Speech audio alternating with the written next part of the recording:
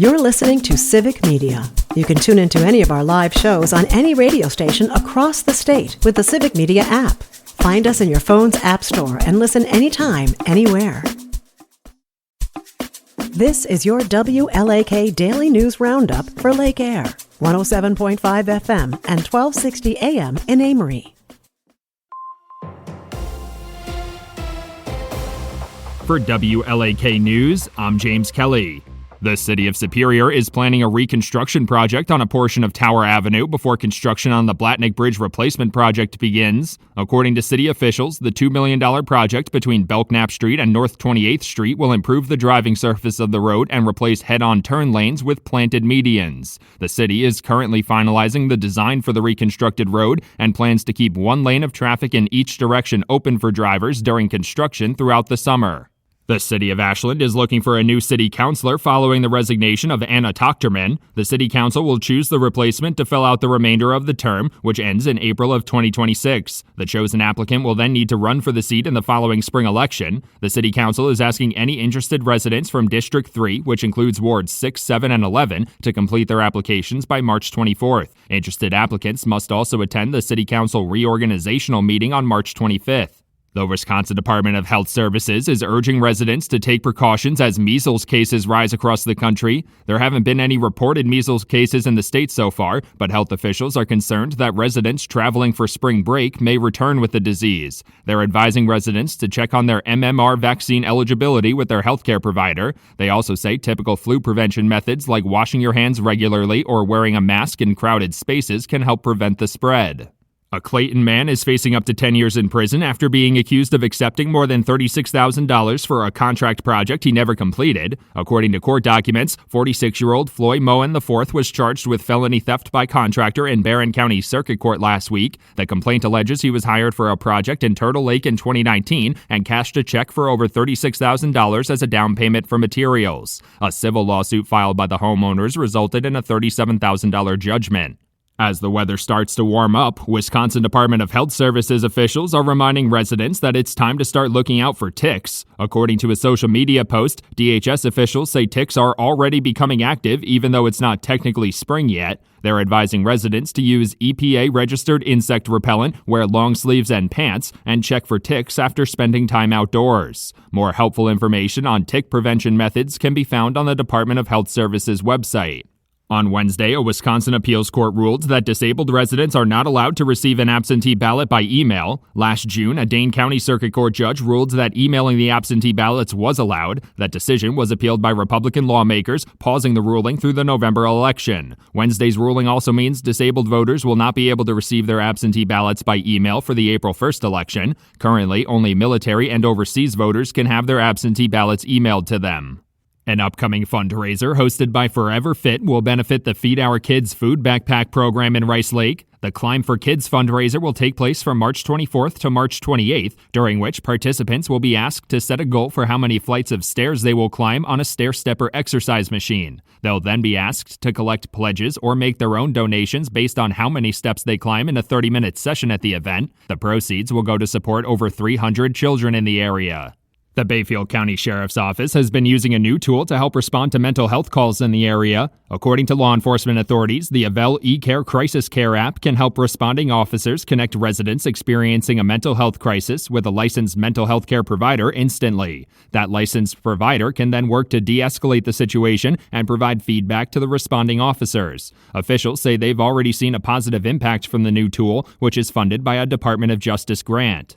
Attorney General Josh Kaul has announced Wisconsin will join another coalition of states filing a lawsuit against the Trump administration, this time over planned layoffs in the Department of Education. On Tuesday, the agency announced plans to lay off about 1,300 employees, or about half of its workforce. The coalition requested a court order to stop the dismantling of the department, arguing the layoffs are illegal and unconstitutional. Wisconsin has joined a number of lawsuits accusing the Trump administration of overstepping its authority.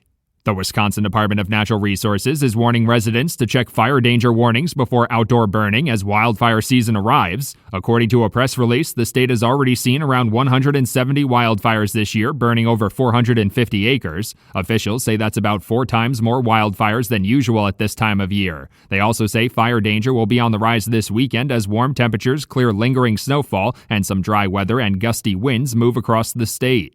For WLAK News, I'm James Kelly. The Bucks sink the Lakers. Hi, I'm Mike Clemens with sports. Bucks at the Lakers at Fiserv Forum. LA without LeBron James. But Luka Doncic had 45 points. The Bucks still won by 20. 126-106. Milwaukee's Kevin Porter, 5 of 7 from the 3-point line. When we put the pieces together on both ends, it's going to be very hard to beat us. And that's kind of what we're just trying to figure out. Definitely had some lapses on defense and offense, but we'll take this game every night. Men's college basketball, the Badgers take on UCLA today in the Big Ten tournament. Wisconsin with a 70-63 win over Northwestern to advance. In New York, Marquette tonight against the number 1 seed St. John's in the Big East. After beating Xavier 89-87, Shaka Smart on Stevie Mitchell, sparking a come-from-behind victory. He's such a unique player. You can't quantify it. He willed us to come back when we were dead in the water. I love the guy. That's head coach Shaka Smart with Sports on Mike Clemens.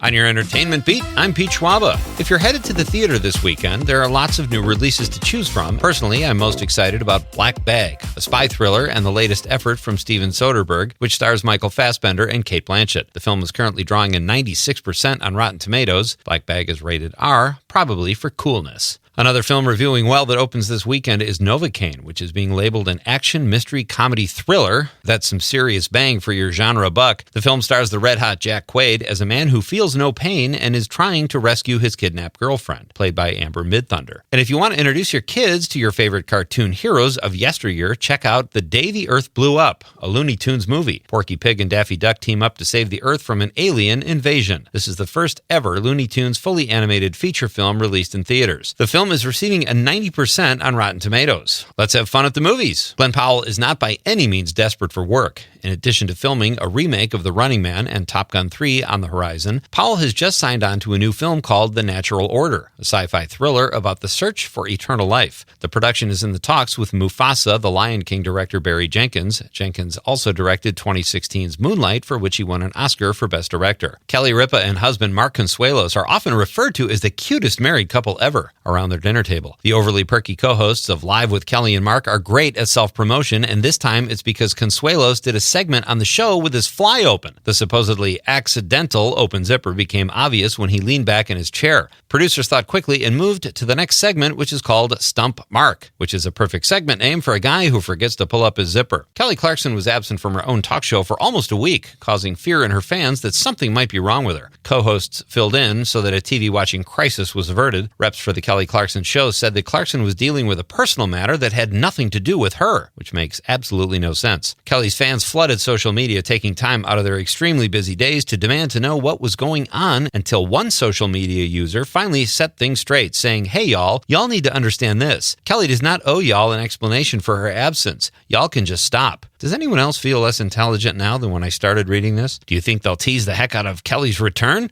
I see a ratings bonanza for Kelly right around the corner, y'all. Big news from The Masked Singer, as the identity of the singer in the Space Ranger costume was revealed.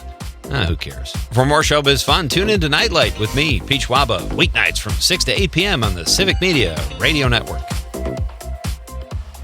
Partly to mostly cloudy, breezy, and warm today. We'll get to the low 70s with wind out of the southeast at 15 to 25, gusting to 30. Scattered thunderstorms tonight. 1 or 2 storms could be severe with hail and wind the main threat. After that, rain likely late tonight through tomorrow. It's going to be windy with a little snow by late tomorrow afternoon. I'm meteorologist Sean Cable. Right now, it's 45.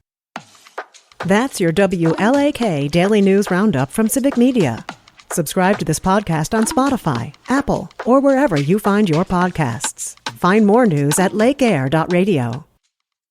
The national news cycle never stops, but it can be hard to find news about your local community. Civic Media is dedicated to providing quality local and state news coverage across Wisconsin. With the Civic Media app, you can get notifications about local stories that matter to you and your community. Find the free Civic Media app in your phone's app store and choose notifications from the menu to tell us what kind of news you want to hear about.